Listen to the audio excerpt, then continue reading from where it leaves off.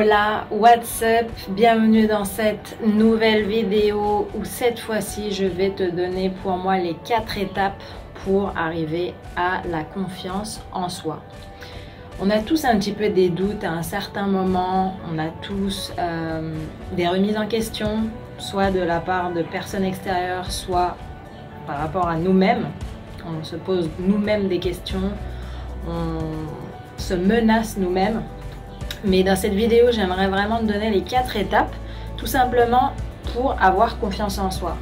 Les 4 étapes, elles sont simples. Il n'y a pas une recette secrète, il y a simplement 4 étapes à suivre qui sont indispensables en fait pour avoir confiance en nous. Pourquoi? Parce que pour avoir confiance en soi, la première étape, ce serait quoi selon toi? Ce serait tout simplement de nous connaître. À partir du moment où on se connaît, déjà, on est beaucoup plus à l'aise, que ce soit avec nous-mêmes ou avec les autres. On sait qui on est, on sait ce qu'on veut, on sait ce qu'on fait, on sait ce qu'on vaut, tout simplement. On sait ce qu'on est et on s'accepte comme ça. Donc, c'est comme si aujourd'hui, je te demande d'aller soutenir une thèse devant un jury et tu connais pas le sujet. Comment tu veux faire bonne impression, comment tu veux avoir une bonne note, comment tu veux être à l'aise dans ta soutenance alors que tu connais même pas le sujet.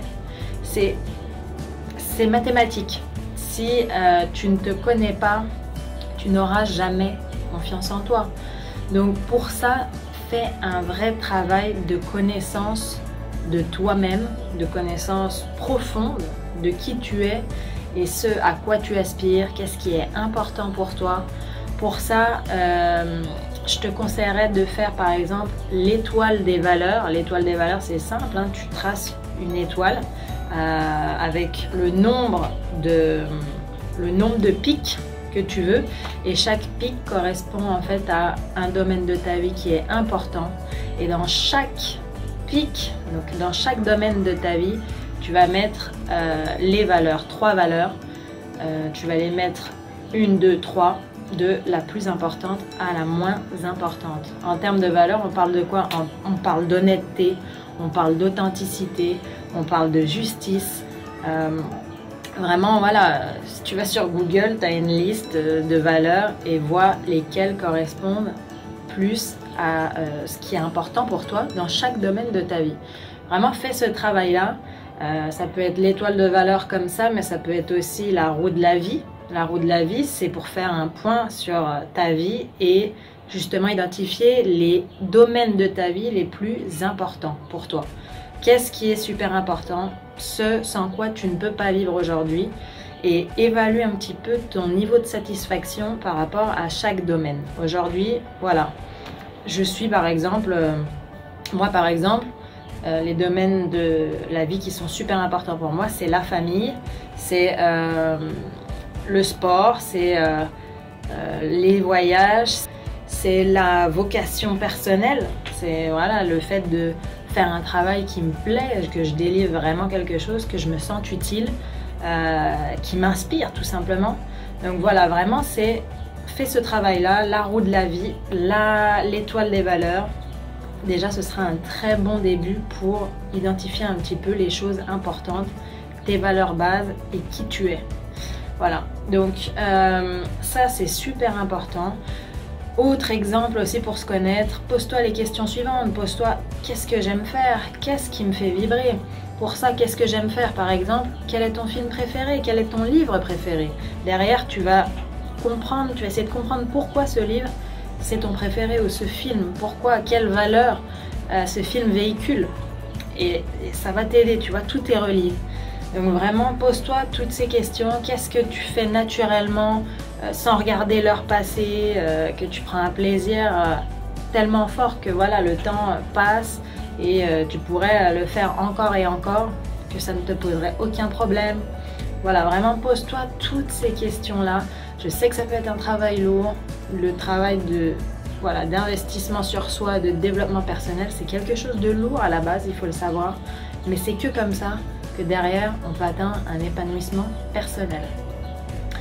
La deuxième étape pour avoir confiance en soi, selon moi, c'est de s'accepter. De s'accepter et s'aimer. Après avoir fait le travail justement de connaissance en profondeur de notre personne, il faut arriver à comprendre quelles sont nos forces, quelles sont nos faiblesses, quels sont aujourd'hui nos points forts, nos points faibles, quelles sont nos compétences, quelles sont les choses à améliorer. Et selon le tableau, peu importe le tableau d'ailleurs, s'accepter. Accepter qu'aujourd'hui, peut-être qu'on est ici et que d'autres sont là, mais nous, on est là et d'autres sont là. À certains niveaux, chacun ses domaines, chacun ses compétences, chacun ses préférences, chacun son truc. Et après, à nous de savoir qu'est-ce qu'on va améliorer de ce qu'on veut délaisser, parce que c'est pas si important, c'est secondaire dans notre vie. Donc voilà, vraiment, la deuxième chose, c'est ça, c'est d'accepter qui on est, de aimer nos points forts comme nos faiblesses, le reconnaître, l'admettre. Ça sert à rien de chercher le perfectionnisme. Moi, ça a été mon problème pendant un certain temps, le perfectionnisme. Mais le perfectionnisme, c'est pas possible. On peut pas être bon en tout, on peut pas plaire à tout le monde. Donc, ça sert strictement à rien, sinon nous saboter et nous limiter, ne pas exploiter notre potentiel au max. Il faut vraiment savoir en quoi on est bon, qu'est-ce qui nous fait vibrer et développer ce côté-là, se concentrer sur ça. Et plutôt que se concentrer sur ce qui manque.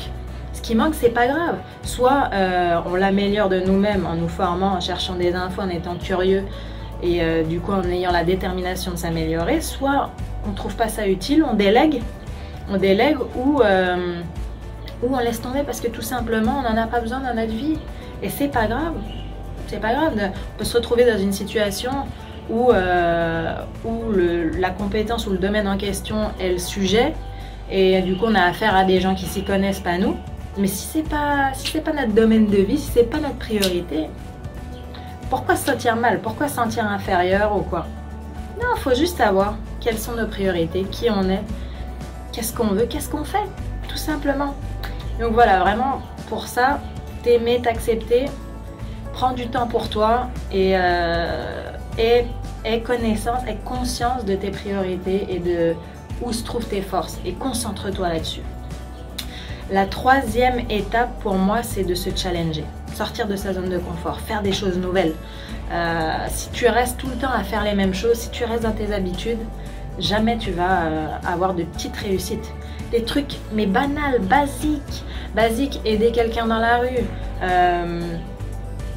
parler à la boulangère, parler à la caissière. C'est des petites réussites, je suis désolée. Derrière, si vous avez fait le bonheur de quelqu'un, ne serait-ce qu'à travers une phrase, une discussion de 5 minutes ou un sourire, c'est une réussite. C'est une réussite en fait. Donc vraiment valoriser les petites réussites. Et pour avoir des petites réussites, il faut sortir de sa zone de confort, il faut savoir faire des choses un petit peu différentes qui sortent de l'ordinaire. Si vous aimez le cinéma et que vous avez l'habitude d'aller au cinéma, tentez autre chose, allez au théâtre par exemple, allez voir comment c'est. Vous allez peut-être rencontrer la femme ou l'homme de votre vie, vous allez peut-être rencontrer votre futur meilleur ami, votre futur associé, ou vous allez vous découvrir un vrai goût pour le théâtre, et puis vous allez vous inscrire à un club de théâtre. Enfin, vous voyez, on n'a rien sans rien. La vie, c'est un chamboulement, c'est un domino, quoi. Si vous faites le premier pas, derrière, il y a tout qui suit. Derrière, il y a tout qui suit, l'environnement sera avec vous. Donc, challengez-vous avec des petites actions, des petites nouveautés au quotidien, et plus vous allez accumuler les petites réussites, plus vous allez avoir d'autosatisfaction et plus vous allez vous sentir bien. Enfin, la quatrième étape, c'est de cultiver la confiance en soi. C'est-à-dire que, toujours pareil, on reste quand même dans les petites actions au quotidien. Il faut toujours sortir de sa zone de confort pour l'agrandir chaque fois plus, et puis se former. Rester dans une optique d'apprentissage toujours pour s'améliorer justement, parce qu'on s'accepte comme on est, mais on a toujours à s'améliorer. On peut toujours s'améliorer dans un domaine, dans un autre, et même pour notre bien-être personnel, notre épanouissement, on a toujours à apprendre.